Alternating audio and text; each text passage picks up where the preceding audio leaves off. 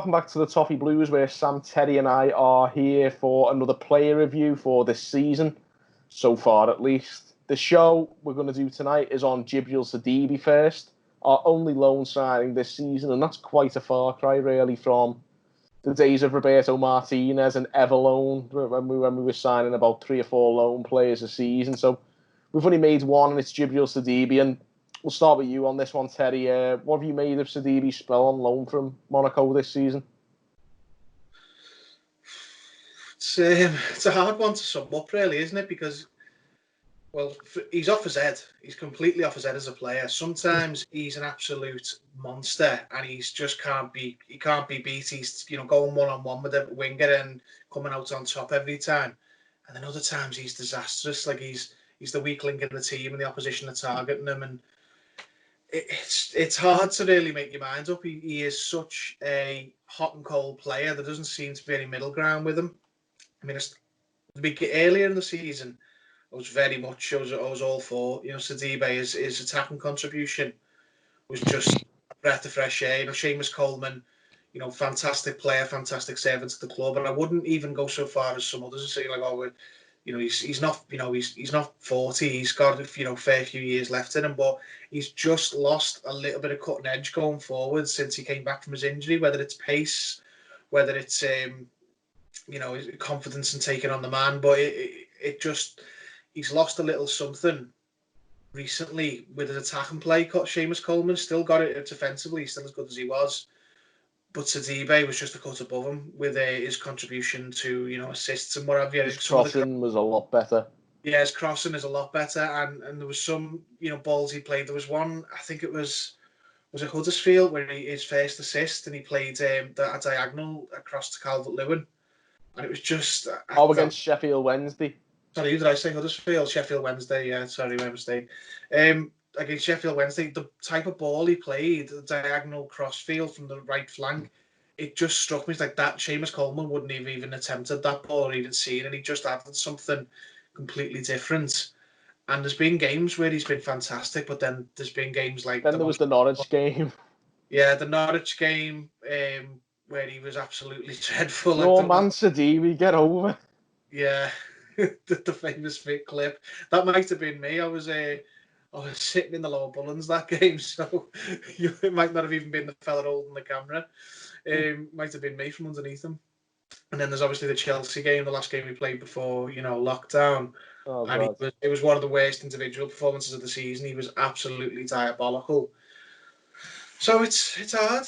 He's been so up and down. Isn't it? Yeah, he's sometimes, we're going to grade him eventually, but he, some games he's been 9 out of 10, some games he's been 2 out of 10. It's hard. I think now, to just preempt your next question, would you buy him? I was unsure before the, coronavirus, impact on football, which, the Echo have come out and said this week that it has changed transfer plans.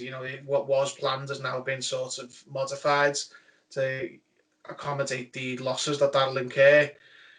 That's made my mind up. I don't think we should. I think we should save our money and look for either a better option, stick with Kenny maybe. I'm not 100% sure Kenny's the right answer there, but if we're prioritising positions, I think centre back, centre midfield, maybe even right midfield are more pressing when we've got 2 senior right backs already in place, and it may be something we look at next summer.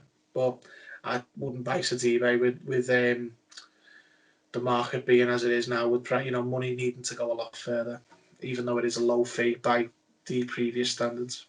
Certainly, I think the big question is, before we move on to Sam, if you had to vouch for bringing in Sidibe and selling Kenny, or letting Sidibe go and keeping Kenny or Sidibe?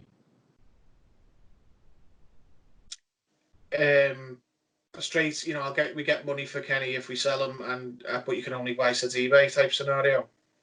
Basically, yeah. So we pay the money for Sidibe and then make a profit on Kenny. Yeah, I'd do that. I think he is a better player than Kenny, but I don't think it'll be that neat and tidy. I don't think I don't think we'll get a buyer for Kenny, given that Schalke can't afford it, and what have you. If that was that binary option, keep one or the other, but the other one goes out, which depending on who you pick, then I do prefer Sidibe to Kenny.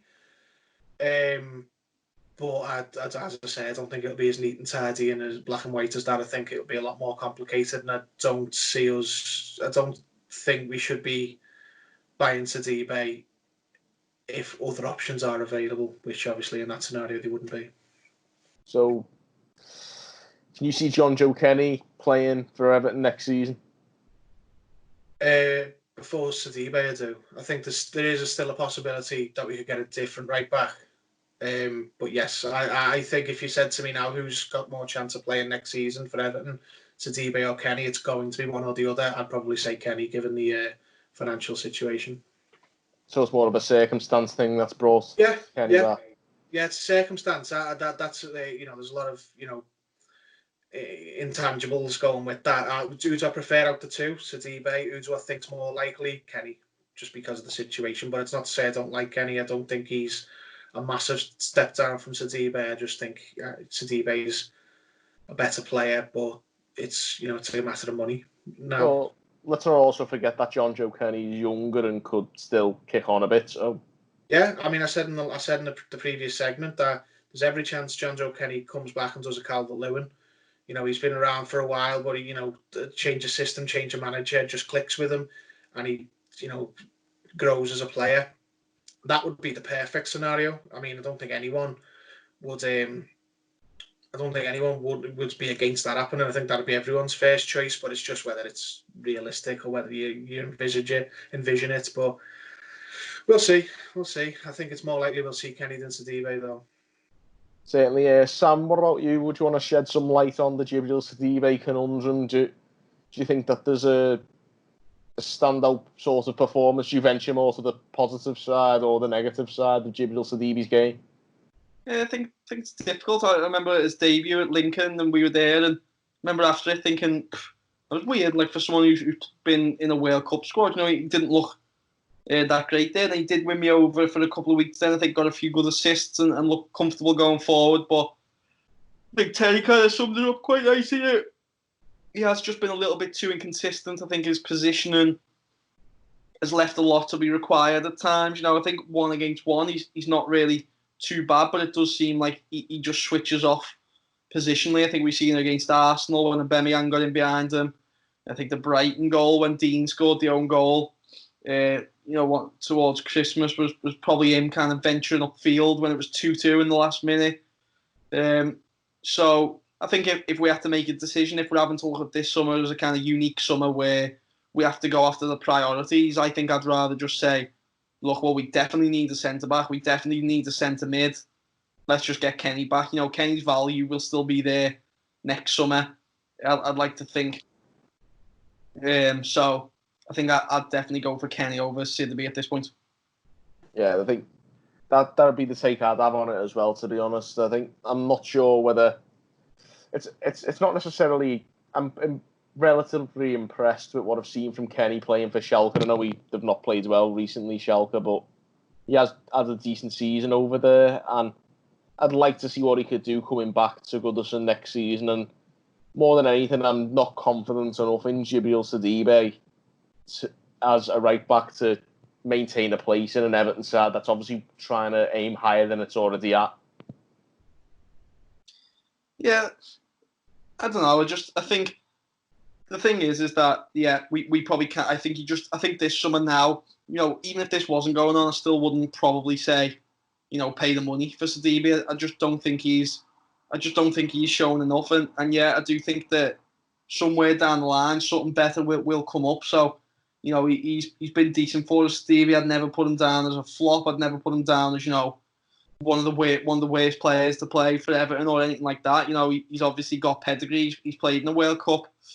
He's got a World Cup winners medal. He's done well in France as well. I think won League One there as well. So he's a decent player, but I think it just comes to the toss-up. I'd rather see John Joe Kenny after a year in Germany be given that chance to say, look, it is full season. You're going to get good game time as long as you're playing well. Go and show us what you've got. And then at the end of that season, he hasn't impressed enough, then you move him on, kind of thing. I think that would probably be the move to make sense at this point. I think I'd have to agree with you on that. So obviously, we'll draw this sort of Sidibe debate to a close. We'll go for our scores out of 10. What would you give Sidibe out of 10 this season, Sam? I'm gonna go for a 6. I'm gonna sit on the fence on Jib and go 6. 6 out of 10. Terry? Yeah, probably going to go for 6 out of 10 as well. It's been too good to be lower than that, but he can't go any higher because he's had too many stinkers. But he's been more good than bad, but when he's been bad, he's been bad. So I'd go for 6. Yeah, it's one of them. Maybe it's just the trauma of the Chelsea game still ringing in my ears a little bit. I was going to give him a 5.5. So it's near enough a unanimous decision, but I just think a 6 is a bit too high for someone who's played as dreadfully as he has on some occasions. So let's say a 5.5. But whatever way you look at it, there you have it, guys. The verdict on Djibril Sidibe is exactly what you were probably expecting. An absolute mixed bag, a very middle-of-the-road set of scores. And on that showing, probably not sufficient to convince Everton to trigger his buyout clause at the end of the season in the midst of the obvious financial uncertainty, the sort of black hole that we're going into. But we'll wait and see what happens on that front in the next transfer window, whenever that may be. Of course, it's the end of the Sidibe analysis, so if you're watching on YouTube, drop us a comment on the video, give us your opinions on Sidibe's performances this season and what side of the to buy or not to buy fence you're sitting on. And give us a like and subscribe as well, as always, and thank you for watching on the Toffee Blues.